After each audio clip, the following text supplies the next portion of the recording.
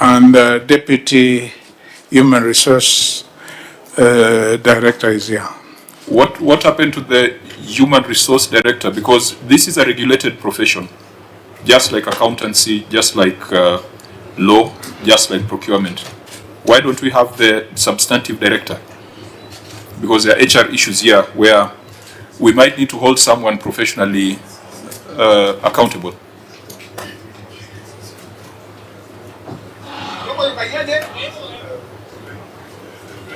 I request my minister, who was coordinating this, to explain, but they are committed on another official matter. Yes, Chair. The director is supposed to be with us, but they had a matter which they had to record with the ESCC today, and she was also supposed to appear in person. So the HR director is under investigation? Because if they are going to ESCC, that means, are they the ones being investigated or they are witnesses in a matter? Chair, I can't ascertain whether she's being investigated or it was a statement to be recorded. Okay, Chair Audit Committee or any member of the Audit Committee present in the delegation? No, I don't think we have any. Yeah, because if you're coming for an audit exercise and you have an audit committee you have set up in the county, this is the time that the two must come together. Internal auditor?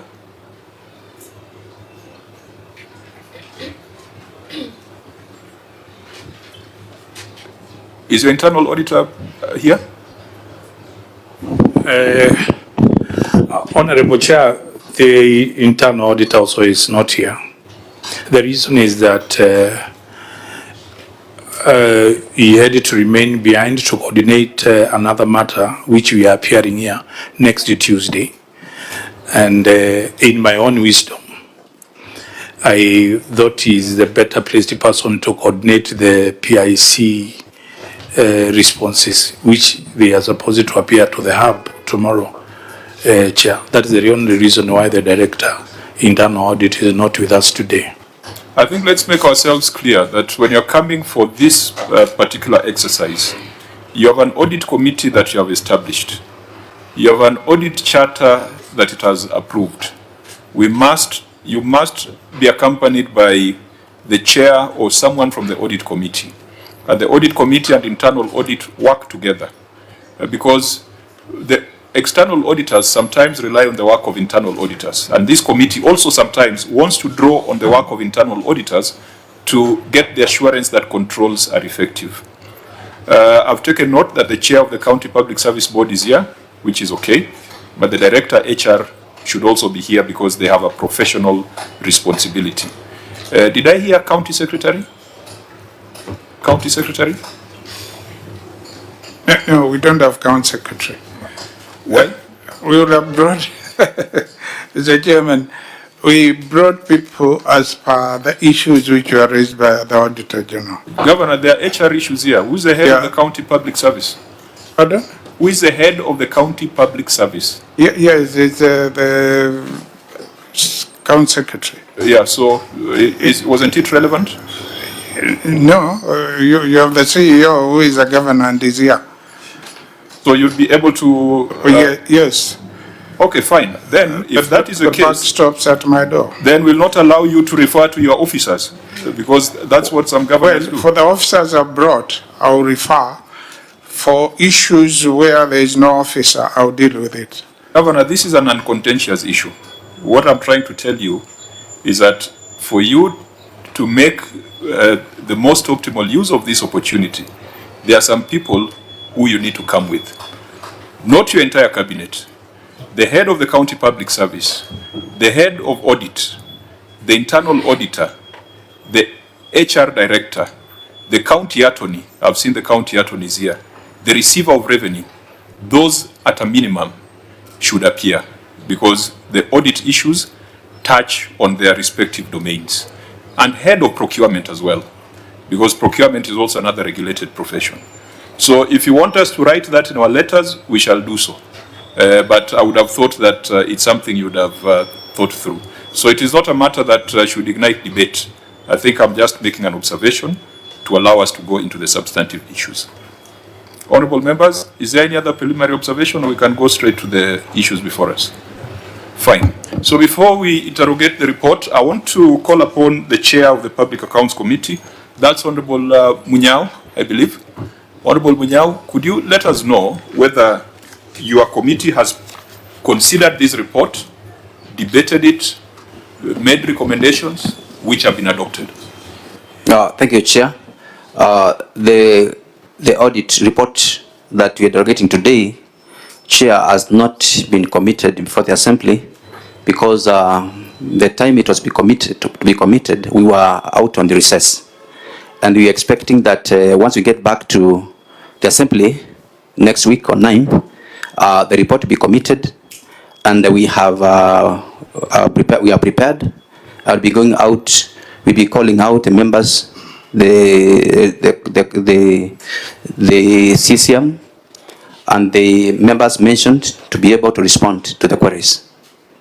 Okay, I would like to request the Senator, your Senator, Senator Wambua, that you could advise the County Assembly in terms of amendment to their standing orders to do what we did as a Senate, so that when the reports are made available by the Auditor General, they are automatically committed to the relevant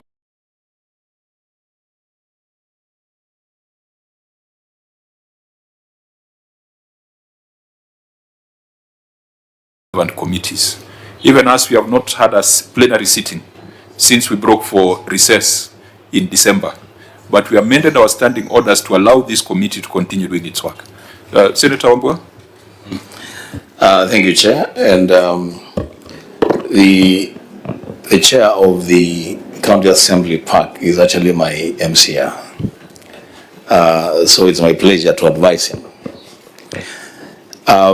Through the chair, you realize that things have really changed in terms of processing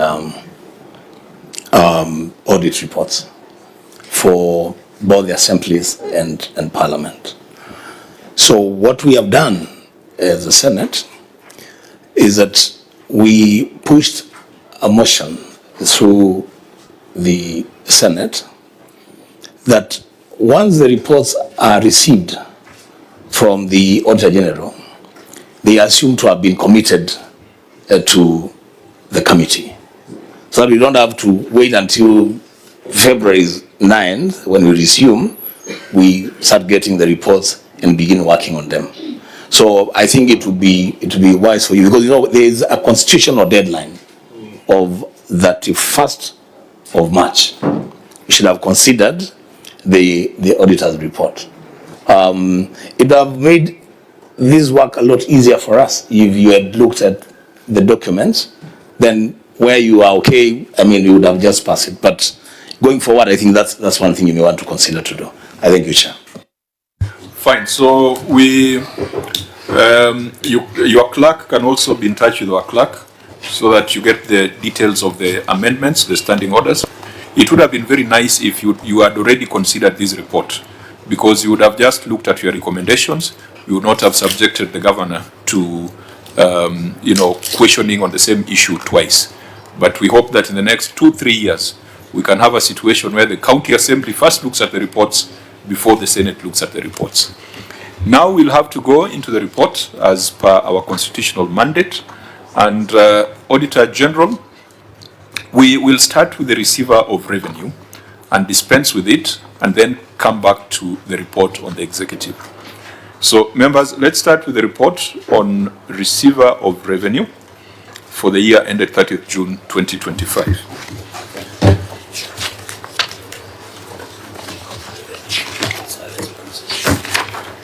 And since we have already received a brief from the Auditor General, there are questions where you could take your written responses so that we don't have to waste a lot of time.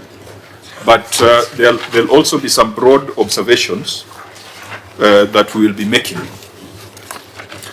OLG, what was your opinion on the ROR? Thank you, Chair. For the ROR, we only had one issue that was a qualification.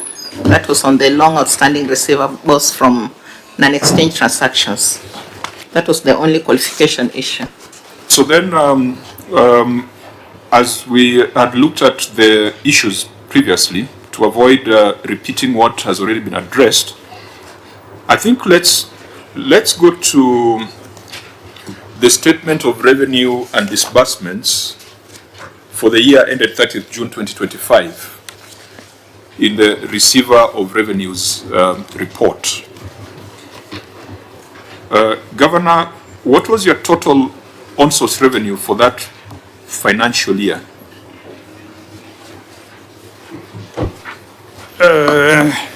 It was 985. 895 million. 895. Yes. That differs from the numbers that we have.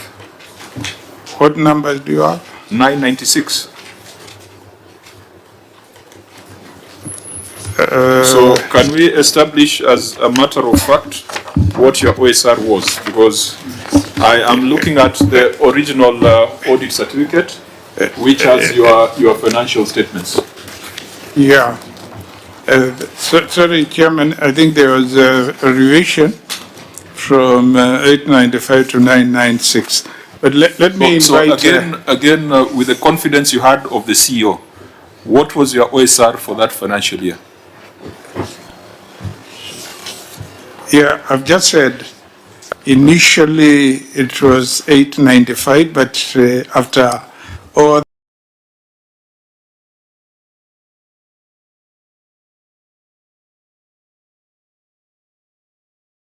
the reconciliations were done, it was 996. So I'm saying should have said 996. So it is 996. Yes. What was the growth from the prior year? The prior year, it was about 575, and so you can see the growth was quite substantial. Was it 575 or 512?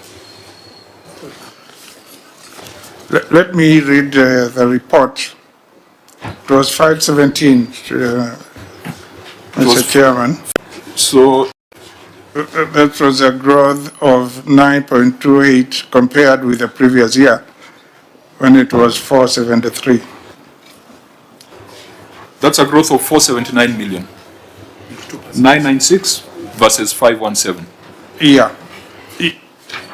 What was your revenue from hospital fees? Let me ask the receiver of revenue to give us the exact amount for revenue fees, so I can ask the CEO Medical Services to give us this sum. Yeah, that's why it's important to carry subject matter experts. Yeah. That's a point I was trying to make earlier. Let me hear from CEO Medical Services. Yeah, hospital fees in the year under review?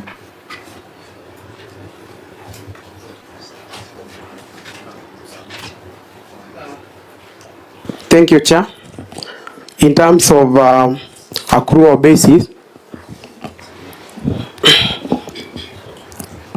allow me to report in terms of both cash basis and accrual basis. On cash basis, it was 425 million. On accrual basis, it was a total of 719 million. 719 million. This accrual basis is a result of unpaid claims from SHA. Thank you, Chair. So what you reported on accrual basis, just to break it down for the lady in Kitui, that what you actually collected was 425 million. Yes, Chair. But 719 is what you earned. Yes. But it is not money in the bank. Yes. So the money in the bank is 425 million. So if you compare that with the prior year, How much did you collect per year on cash? It was 278. Not 264? Oh, okay. That 278 includes public health units. For the medical, for the hospitals is 264 million.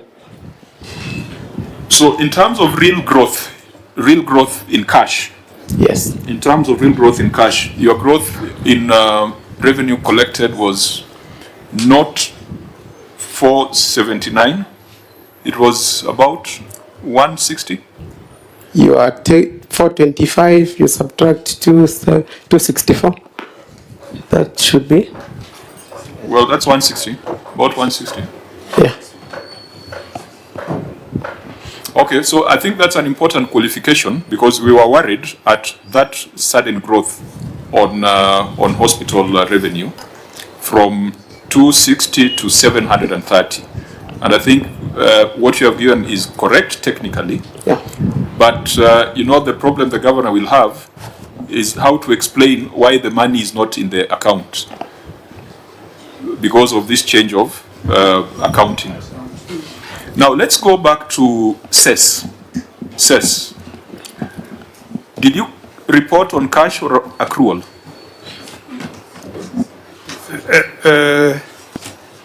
Let me ask the Director of Revenue who is here to Okay, report please. on that aspect. I hope. Is it the same gentleman or someone else? She's a lady judge of revenue. Through the chair, it is on cash basis. It's on cash basis. Yeah, what is in the account? Actual collection. Yes, And how much did you collect in CES? 24, 25, Yes. 36 million, around 36.